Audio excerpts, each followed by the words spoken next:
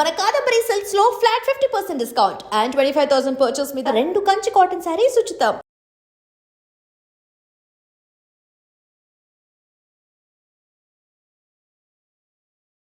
అమ్మ, సాధారణంగా మన ఇంట్లో అల్మారాలు కానివ్వండి, బీరువాలు కానివ్వండి, లక్ష్మీ స్థానం ఎక్కువగా మనం డబ్బు, బంగారము ఇలాంటివన్నీ దాచుకునే ప్రదేశం కాబట్టి ఇవి మనం చాలా జాగ్రత్తగా చూసుకోవాలి. అలా అయితేనే లక్ష్మీదేవి నిలుస్తుంది అని చెప్పి పెద్దవాళ్ళు అంటూ ఉంటారు.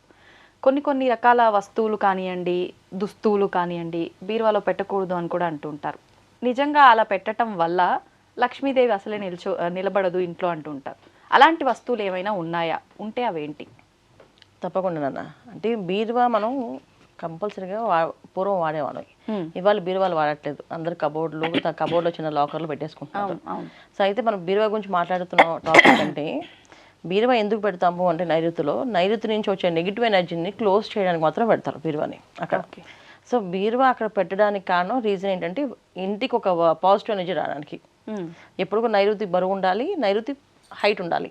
అలా ఉంటేనే కలిసి వస్తుంది ఆ ఇంటి యజమానికి, ఎటువంటి ఇబ్బందులు లేకుండా. అందుకనే ఆ హైట్ కోసం ఏం చేయాలి అని చెప్పి పెద్ద బీరువా తెచ్చి పెట్టుకునేవాళ్ళు. సో బరువైన బీరువా కావాలని చెప్పి ఇనప బీరువా కొనేవాళ్ళు. అందుకే పూర్వము బంగారం వెండి వాడే రోజుల్లో కూడా ఇనప బీరువా ఎందుకు పెట్టేవాళ్ళం అంటే చాలా అంత బరువుగా ఉండే బీరువా ఏదంటే అది ఇనుమ. సో దాన్ని అక్కడ పెట్టేవాళ్ళు. దాన్ని తీసుకొచ్చి పెట్టడం వల్ల మనకి అందులో పెట్టినప్పుడు లాకర్లో బంగారం పెట్టాలి. నెగిటివ్ ఎనర్జీని క్లోజ్ చేసే శక్తి, ఒక పాజిటివ్ వైబ్రేషన్ రావాలంటే దాంట్లో బంగారం పెట్టాలి. అప్పుడే దాంట్లో నుంచి నెగిటివ్ ఎనర్జీ రాదు. లేకపోతే ఒక విధంగా చెప్పాలంటే దాంట్లో నుంచి నెగిటివ్ ఎనర్జీ వస్తుంది. సో బీరువా అనేది ఎందుకు అంత బరువుగా పెట్టాలంటే నైరుతి నుంచి వచ్చే రాక్షస శక్తి అనమాట. ఆ రాక్షస శక్తి ఏమేమి చేస్తుంది మనుషుల్ని అంటే అక్కడ మాస్టర్ బెడ్రూమ్లోనే ఉంటుంది నైరుతి రూమ్ అనేది మనకి. సో మాస్టర్ బెడ్రూమ్లో ఎప్పుడైతే యజమాని పడుకుంటారో ఈ రాక్షస శక్తి అంతా కూడా వాళ్ళలో ప్రవేశించి వాళ్ళు రాక్షసత్వంగా మారుతారు, మాటలు గట్టిగా మాట్లాడతారని దాన్ని అంచిపెట్టేవాళ్ళు. దానికోసం బీరువా పెట్టేవాళ్ళు. సో దాని నుంచి ఒక పాజిటివ్ వైబ్రేషన్ రావడానికి బంగారం పెట్టేవాళ్ళు, డబ్బు పెట్టేవాళ్ళు. సో బంగారం మొదటి ప్రాధాన్యత, తర్వాత డబ్బు. ఇంకా వస్త్రాలు, పట్టు చీరలు, పట్టు వస్త్రాలు ఉంటే అవన్నీ పెట్టుకునేవాళ్ళు. అయితే ఇవాళ బీరువాలో ఏం పెడుతున్నారు అంటే జాతకం పేపర్లు పెడుతున్నారు. మంచిది కాదు, అవి పెట్టకూడదు. అంటే వాళ్ళ పుట్టిన టైము వాటిని బట్టి రాశిని తీసుకెళ్ళి పెడతారు ఆ ప్లేస్లో. అది నైరుతి భాగంలో బీరువా ఉంటే ఈ పేపర్లు తీసుకు అక్కడ పెట్టకూడదు, మంచిది కాదు, నెగిటివ్ ఎనర్జీస్ వస్తాయి. తర్వాత గోమతి చక్రాలు, శంఖాలు, విలువైన వస్తువులు ఏం కొనుక్కున్నా ఎక్కడైనా దేవాలయం నుంచి ఇది గుళ్ళో ఇచ్చేది కొబ్బరికి తీసుకెళ్ళి బీరువా పెట్టాలని బీరువా పెట్టేస్తుంటారు. అవి పెట్టకూడదు. సో ఇలాంటి గోమతి చక్రాలు ఇవి లక్ష్మీప్రదమైనవి అంటారు కదమ్మా, మరి అవి కూడా పెట్టకూడదు. ఎందుకంటే లక్ష్మీ ఒక అనుగ్రహంతో ఉన్న గోమతి చక్రాలు ఓకే, కానీ అవి ఎక్కడ ఉంటాయి? సముద్రం నుంచి వచ్చినవి. సముద్ర గర్భా నుంచి వచ్చినవి. అవి ఎందుకు తీసుకుంటాం అంటే అవి మనలో నెగిటివ్ని లాగేస్తాయి. ఆ నెగిటివ్ అవి తీసుకుంటాయి. అవి తీసుకుని దాన్ని మళ్ళీ మనం శుద్ధి చేయాలి. వాటిని ప్రతి అమావాస్యకి, పౌర్ణమికి వాటిని శుద్ధి చేసుకోవాలి. అప్పుడు దాంట్లో ఉన్న నెగిటివ్ బయట తీసేస్తుంది, మళ్ళీ ఫ్రెష్గా ఉంటాయి. మళ్ళీ మన ఇంట్లో ఉన్న నెగిటివ్ లాక్కుతాయి. అందుకే ఇంట్లో గోమతి చక్రం పెట్టమంటారు.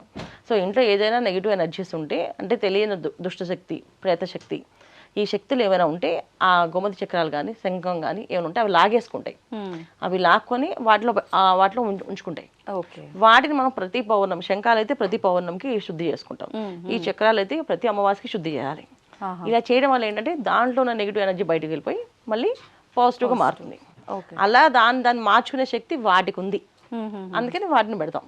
కానీ మనం బీరువాలో పెట్టామనుకోండి, అన్ని ఏళ్ళ నుంచి ఉంటుందో బీరువాలో నెగిటివ్ ఎనర్జీ ఫామ్ అయిపోయి అవి ఒక రాక్షస శక్తిగా మారి వాటిలోంచి ఒక ఆరా బయటకు వస్తుంది. ఆ ఆరా మన మీద కానీ మన పిల్లల మీద కానీ ప్రభావం చూపిస్తుంది. సో అందుకని బీరువాలో డబ్బు నగలు తప్ప ఇంకేం పెట్టకూడదు. ఇవాళ నగలు కూడా పెట్టట్లేదు, అన్ని బ్యాంకులో పెడుతున్నారు, లాకర్స్లో పెడుతున్నారు, బ్యాంకులో పెడుతున్నారు. ఇంకా నైరుతిలో బీరువా కూడా చాలా మంది పెట్టట్లేదు, అన్ని కబోర్డ్స్ పెడుతున్నారు. ఒకవేళ బీరువా పెడితే మాత్రం ఖచ్చితంగా దాంట్లో ఇంత బంగారం అయినా పెట్టాలి, పెట్టి దాన్ని లాక్ వేయాలి. అప్పుడే దాంట్లో ఉన్న పాజిటివ్ ఎనర్జీ మనకు ఉంటుంది. లేకపోతే ఆ బీరువా నెగిటివ్ అవుతుంది. ఆ నెగిటివ్ ఎనర్జీ మన మీద, పిల్లల మీద, అందరి మీద చూపిస్తుంది ఎఫెక్ట్. అంటే ఎలాంటి ఎఫెక్ట్ చూపిస్తుంది అంటే ఆలోచన విధానం అనేది మారిపోతూ ఉంటుంది. ఎలా మారిపోతుంది ఆలోచన అంటే మంచి ఆలోచించేవాడు చెడుగా ఆలోచిస్తుంటారు. ఒకరు మంచి చేయాలనుకుంటారు, నేను చేయాలి, ఎందుకు చేయాలి నేను అసలు అనుకుంటారు. అది అంటే పూర్వము ఒక కుటుంబం ఉండేది. కుటుంబంలో ఏదైనా కావాలి అంటే ఇంటి పెద్ద అందరికీ చేసేవాళ్ళు. ఇంటి పెద్ద ఏం చెప్తే అందరూ అది వినేవాళ్ళు, దానికి అందరూ ఏకీభవించేవాళ్ళు. ఇవాళ భార్యాభర్త పిల్లలు నలుగురు ఉన్న కుటుంబంలో కూడా భర్త చెప్తే భార్య వినట్లేదు, భార్య చెప్తే భర్త వినట్లేదు, భార్య భర్త ఇద్దరు కలిపి చెప్తే పిల్లలు వినట్లేదు. అవును. ఇలాంటి పరిస్థితి ఎందుకు వచ్చింది? ఇలాంటి ఎనర్జీస్ వల్ల వస్తాయి అన్నమాట. Okay okay. వాళ్ళు ఏదో చదువుల వల్ల, లేకపోతే వాళ్ళు బాగా చదువుకున్నామనో, లేదా మేము అంతా నాలెడ్జ్ పెంచుకున్నామనో కాదు అర్థం. ఇంట్లో ఉన్న ఎనర్జీస్ వల్ల వాళ్ళు అలా మారుతున్నారు. హెవీ రేడియేషన్స్లో పెరుగుతున్నారు పిల్లలు కానీ పెద్దవాళ్ళం కానీ. ఆ రేడియేషన్స్లో జోన్లోని, రేడియేషన్స్ జోన్ అంటే ఎక్కడి నుంచి వస్తుంది? మనకి నెగిటివ్ ఎనర్జీస్ వస్తాయి. అంటే నెగిటివ్ ఎనర్జీ ఎక్కడి నుంచి వస్తుంది? కాస్మిక్ ఎనర్జీ నుంచి వస్తుంది. సో సూర్యకాంతి ఎక్కడైతే పడుతుందో నెగిటివ్ ఎనర్జీ ఫిల్టర్ అవుతుంది. ఇప్పుడు సూర్యకాంతి పడే అవకాశమే లేదు కదా, మనకి అన్ని అపార్ట్మెంట్లు అయిపోయి కదా. అపార్ట్మెంట్లో సూర్యకాంతి ఎక్కడ వస్తుంది? సూర్యకాంతి పడితే ఖచ్చితంగా ఆ నెగిటివ్ని ఫిల్టర్ చేసేస్తుంది. అందుకే సూర్యుడు యొక్క కాంతి పడాలని పూర్వం మనకి వాకిలి కడితే మండువ వాకిలి ఇల్లు కట్టేవాళ్ళు. ఆ ఇంట్లో ఆ సూర్యకాంతి పడేది, మధ్యలో ఒక హోల్ లాగా ఆ హోల్లో పెట్టేవాళ్ళు కదా, అది మండు వాకిలి అంటాం. సో ఆ మండువ వాకిలి ఇల్లు అంటామట. అంటే దాని నుంచి సూర్యుడు కరెక్ట్గా ఇంట్లోకి వచ్చేది, ఆ ఎనర్జీ మొత్తం ఇల్లంతా పాజిటివ్ అయ్యేది, ఎటువంటి నెగిటివ్స్ ఉన్నా బయటికి పోతుండేది. సో అక్కడ మధ్య తులసం ఉంటుంది. సో తులసికి ఎక్కువగా పాజిటివ్ని గ్రాప్ చేసి పెట్టుకుంటుంది. సో సూర్య రశ్మి నుంచి వచ్చే ప్రతి ఒక్క ఎనర్జీని తులసి దాన్ని స్టోర్ చేస్తుంది. అందుకే తులసి మొక్క కంపల్సరీ అంటారు. అందుకే తులసి లేని ఇల్లు ఇంకా ఇల్లు శ్మశానంతో సమానం, ఉండకూడదు అంటారు. కంపల్సరీ తులసి పెట్టాలంటారు. ఎందుకంటే తులసిలో ఉన్న పవిత్రమైన ఎనర్జీ ఏంటంటే పాజిటివ్ వైబ్రేషన్. తులసి మొక్క పవిత్రము పూజ అదే తర్వాత విషయం. ముందైతే తులసి మొక్క ఉంటేనే పాజిటివ్ ఎనర్జీని అది వ్యాపిస్తుంది మొత్తం. అది ఎటువంటి దుష్ట శక్తిని, ఎటువంటి పీడ శక్తిని, ఎటువంటి ప్రేత శక్తిని లోపలికి రానిదు తులసమ్మ ఉంటాయి. ఇప్పుడమ్మా బీరువాలో చాలా వరకు బట్టలు కూడా కొన్ని రకాలవి వెంటనే వాష్ చేయకూడని దుస్తువులు ఉంటూ ఉంటాయి. అటువంటివి ఒకసారి కట్టుకున్నాక 2 సార్లు కట్టుకున్నాక కూడా మడత పెట్టి బీరువాలో పెడుతూ ఉంటారు. అలా పెట్టొచ్చు అంటారా? అసలు బీరువాలో బంగారం తప్ప ఏమి పెట్టకూడదు అన్న. అసలు బట్టలే పెట్టకూడదు. కానీ బట్టలు, ఉతికిన బట్టలు కానీ పట్టు వస్త్రాలు పెట్టుకోవచ్చు అండి. ఒకసారి కట్టుకున్నాక వాటిని మళ్ళీ వాష్ చేసి పెట్టుకోవాలి తప్ప దాన్ని మళ్ళీ అలా మడతేసి పెట్టకూడదు. ఓకే. అలా పెడితే దానివల్ల నెగిటివ్ ఎనర్జీ ఎక్కువగా పోతుంది. ఇప్పుడు మనం ఒక అందమైన చీర కట్టుకుని పెళ్ళికి వెళ్ళాం, ఆ చీర అందరూ బాగుంది అని చెప్పారు. సో ఆ చీరకు దిష్టి పడుతుందా? సో ఎంతమంది కళ్ళు ఎనర్జీ పడుతుంది మనకు తెలియట్లేదు. ఆ ఎనర్జీతో అదే చీర మడతేసి మళ్ళీ బిరువులో పెడితే మళ్ళీ మనం కట్టుకున్నప్పుడు మళ్ళీ చాలా మంది బాగుంది అన్నప్పుడు ఈ ఎనర్జీ మన బాడీ మీద ఎఫెక్ట్ చూపిస్తుంది. అందుకే చాలా మంది చీర కట్టుకుని బయటికి వెళ్ళగానే వాళ్ళ తలనొప్పి వచ్చింది, అసలు మాకు పడదండి, మాకు బాగా దిష్టి అవుతుందని. దిష్టి శరీరానికి కాదు, మనం కట్టుకునే వస్త్రాలకి, వేసుకునే నగలకి. సో మనకు వస్తుంది. ఇప్పుడు మనమే భరించాలి కదా, అవి భరించలేవు కదా, అవి మనమే వదులుతాయి. సో అందుకని ఏంటంటే పూర్వం మనకి బయటకు వెళ్ళి వచ్చిన తర్వాత బట్టలు తడిపేసి స్నానం చేసి వచ్చేవాళ్ళ ఇంట్లోకి. ఇవాళ అలా లేదు కదా పరిస్థితి. అందుకని విడిచిన బట్టలు పెట్టకూడదు బీరువాలో. అంటే విడిచిన బట్టలు అంటే ఒకసారి కట్టుకొని తీసిన బట్టలు మళ్ళీ మడతేసి బీరువాలో ఖచ్చితంగా పెట్టకూడదు. ఒకవేళ బట్టలు పెట్టుకోవాల్సి వస్తే పట్టు వస్త్రాలు, ఉతికిన వస్త్రాలు పెట్టుకోవచ్చు, కొత్తవి పెట్టుకోవచ్చు, ఇవి పెట్టుకోవాలి. ఇంకా బీరువాలో జాతక చక్రాలు, పేపర్లు అలాంటివి అస్సలు పెట్టకూడదు. తర్వాత లెక్కలు వేసిన పద్దు లెక్కలు, పేపర్లు అవి కూడా పెట్టుకోకూడదు. ఓకే. ఇవన్నీ పెడితే హరిస్తాయి, ఉండవు అక్కడ, అందుకని పెట్టకూడదు. Okay okay.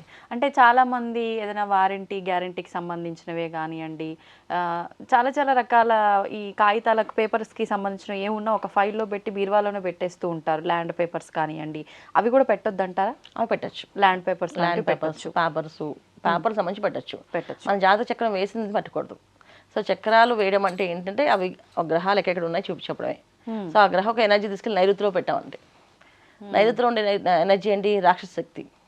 సో రాక్షసులు మన జాతకం చూస్తూ ఉంటారు వాళ్ళు రోజు. అప్పుడు మనకేమనిపిస్తుంది? మనం చేసే పనుల మీద మనకి కోపం వస్తుంది, మనకి ఆవేశం వస్తుంది. ఎందుకు మనం వాళ్ళని అలా తిట్టాం ఇవాళ అసలు అని ఆలోచించుకుంటే వాళ్ళకి అర్థం అవదు. ఎందుకు నేను తిడుతున్నాను, ఎందుకు ఇంత కోపం వస్తుంది నాకు అనుకుంటారు. సో కారణం ఏంటంటే వీళ్ళు తీసినప్పుడు పేపర్లు అటు ఇటు పడి ఒక్కోసారి జాతకం తిరగబడుతుంది, అలా తిరగబడకూడదు. అందుకే జాతకం పేపర్ అనేది పూర్వం అసలు ఏం చేస్తారంటే పుస్తకంలో రాసి ఆ పుస్తకాన్ని దేవుడి రూమ్లో దేవుడి ఫోటో దగ్గర పెట్టేవాళ్ళు కదలకుండా. దాని మీద ఒక శంఖం కానీ ఏదో గ్రంథం కానీ పెట్టేసేవాళ్ళు, అలా పెట్టి ఉంచేవాళ్ళు. ఇప్పుడు జాతకం పేపర్లు కానీ ఏమైనా సరే అలా పెట్టేస్తారు. చాలా మంది ఫోన్లో పెట్టేస్తారు, ఇంకా ఆ ఫోన్ ఎలా పెడితే అలా పెడుతుంటారు. సో అప్పుడు జాతకం తిరగబడుతుంది కదా, అలా తిరగబడితే మన లైఫ్ తిరగబడుతుంది అర్థం.